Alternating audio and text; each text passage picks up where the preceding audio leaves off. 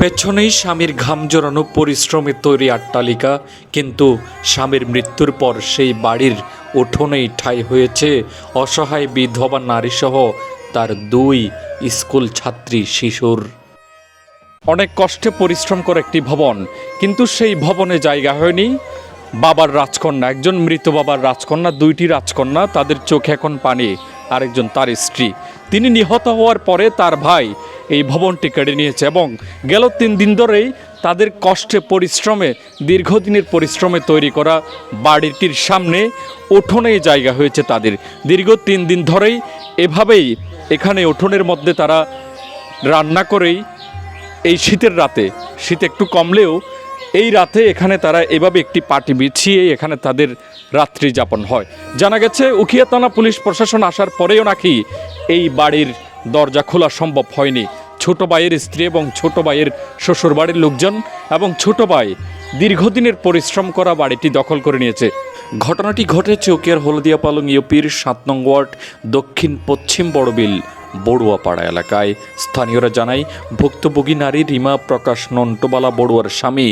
লেডু বড়ুয়া 7 বছর আগে মৃত্যুবরণ করেন। তার নিজের হাতে তৈরি করা বাড়িতেই স্ত্রী সন্তানদের পাশাপাশি প্রবাসী ছোট ভাই অলোক বড়ুয়া এবং তার স্ত্রী বৈশাখী বড়ুয়াকে আশ্রয় দেন। কিন্তু তার মৃত্যুর পর থেকেই গেল 7 বছর ধরেই ছোট ভাই অলোক বড়ুয়া ও তার স্ত্রী বৈশাখী বড়ুয়া ভুক্তভোগীকে নানানভাবে শারীরিক ও মানসিক নির্যাতন করতে থাকে। 7 বছর ধরে নির্যাতন করার পর গেল 3 দিন আগে তাকে বাড়ি থেকেই বের করে দেয় অভিযুক্তরা। পরে পুলিশ প্রশাসন এবং স্থানীয়রা একাধিকবার চেষ্টা করেও তাকে বাড়িতে ঢুকিয়ে দিতে সক্ষম হয়নি। রুমের মধ্যে আমার মা বোন আমরা একটা রুমের মধ্যে থাকি। গ্যাস সকালে আমার মা আগে উঠছে, আমরা কি ঘুমছিলাম। আমার মা যখন চেঁচামেচি করতেছে আমি উঠছিলাম, উঠে দেখছি আমার কাকু আমার মার সাথে জোরাজোরি করতেছে। তখন আমরা যখন বলে দিব বলছি, আমার কাকু আমার মাকে মেরে বাহির করে দিছে, আমার চাচি আমাকে দাগনিয়ে মেরে বেরিয়ে করে দিছে। আর চাই এখন আরও বহুত ইতারা আর বাইরে ভূত তো এই মেয়েরে বহুত মাইছে, চুলছে ধরি নেলাই মাইবে এঙ্গুই ধরি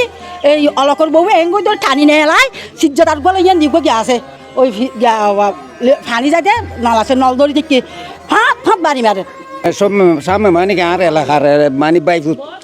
জোর করি বাজ্যে দিয়ে এলা দিয়ে দর্শন করতে চাতে মাইব এবারে বেশি সভ্যতা মাইব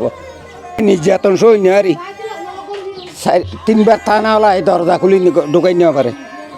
তারপর কথা খালি 2 মেম্বারের চেষ্টা করছে নেওয়া পারে আর চাষা কুড়া সমাজে চাই না পারিস তখন ওরা রাস্তার লই। আমি যতটুকু জানি এ বাড়ি গজ্জে দিলে লেডু বড়ুয়া আর ওর স্ত্রী আসিল মাড়ি হাড়ি, ওর স্ত্রী এটা ইট কঙ্গর ফেঁড়াই গরবাইন দে লেডু বড়ুয়া বিদেশে আসছিল এবং ও বিয়েও নগরছিল। এ সময় বিজা যদি কিছুদিন আগে তাহলে ওরার লেডু বড়ুয়া কিডনি রোগে আক্রান্ত হয়ে মারা গিয়ে মারা জনের পরে যায় না লেডু বড়ুয়ার পরিবারের বাচ্চা হলরে নির্যাতন করা শুরু হয়ে তখন আর এটা দৌড়ে আইলে তাহলে তারা গালালি সালালি করে আরা যাই তাহলে এলাকার মেম্বার আছে, ইতারা সমাজের সর্দার আছে, বেকুনো বুঝাইয়া যায় তারা আরে চাহ বহুত কিছু করে চাইয়ে ইতারা বড়িকন ন মানে তাহলে মূলত জিনিসটা ইতারারে গত বাইর করে দিয়ে নির্যাতন করি বিভিন্ন ধরনের নির্যাতন করতে চা তাহলে ইতারা বাইরে এনে এটা বর্তমানে অবস্থান করে। তাহলে এলাকার মেম্বার আসে, প্রতিনিধি বেকুন আসে, 2 মেম্বার এনো চাইয়ে বহুত জোরাজুরি করে চাইয়ে ইতারারে বুঝাইয়া যায় ন পারে। তাহলে লাস্ট মধ্যে তারা আইনের রাষ্ট্র লয়ে উত্তরেও যায় না থানার মাঝে বিভিন্ন প্রকারে টিয়া টুয়া হবাই মামলা নলে বললাই গিয়া নগরী বললাই চেষ্টা করছে গরমের পরে যায় না দূরের মাঝে তার অবস্থানরত আছে। জানি ভাই এই বাড়িটা করছে যে ওর লেডু বড়ুয়া ও আসছিল বিদেশে মানে আমরা ওই অলকপদে ছেলেক আমরা চিনি নদ্দু ও আসার পরে আমরা পরিচিত হয়েছিলাম দে, কিন্তু সব কিছুর অবদান লেডু বড়ুয়ার প্রথম স্ত্রী মারা গেছে, 2টা ছেলে আছে, ও দ্বিতীয়টা বিয়া করছে, দ্বিতীয় ঘরে 2টা মেয়ে আছে। লেডু বড়ুয়া মরানোর পরে এই বাড়িতে খুব নির্যাতন কি পুরা ঘর বাড়ি বিড়া ধরো ও অলোক বড়ুয়াই দখল করার জন্য। তো সমাজের সবাই ওদের বুদ্ধদের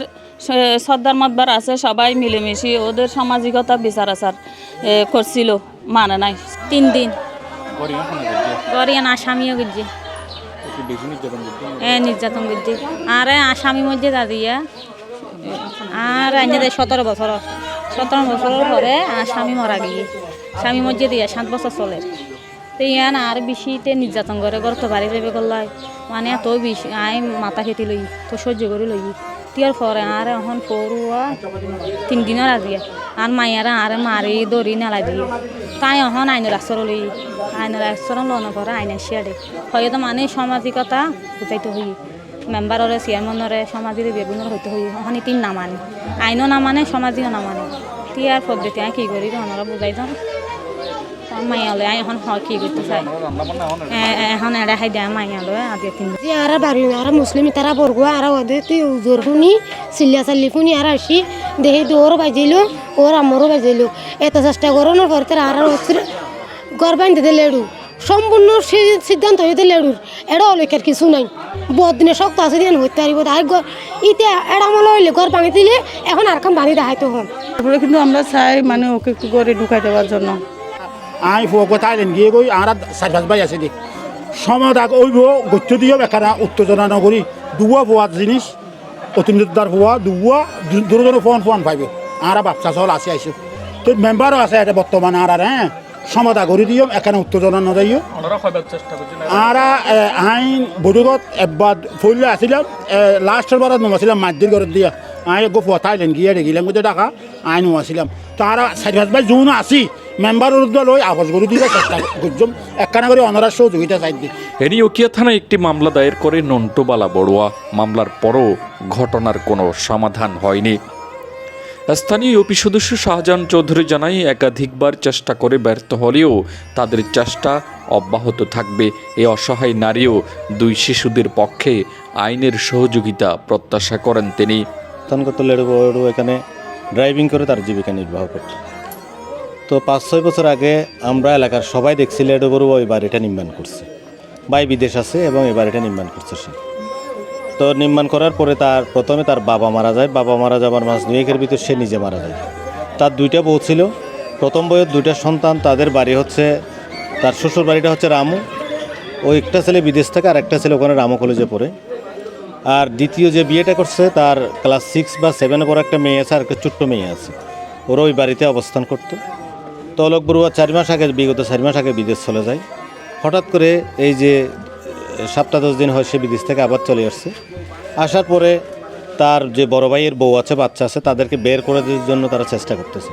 তাইলে ওইখানে বড়ুয়া যেহেতু ওদের একটা টেম্পল আলাদা আছে একটা পাড়া তাদের একটা সমাজ আছে আমি যতটুকু জানি ওরা অনেকবার চেষ্টা করছে ওই জিনিসটা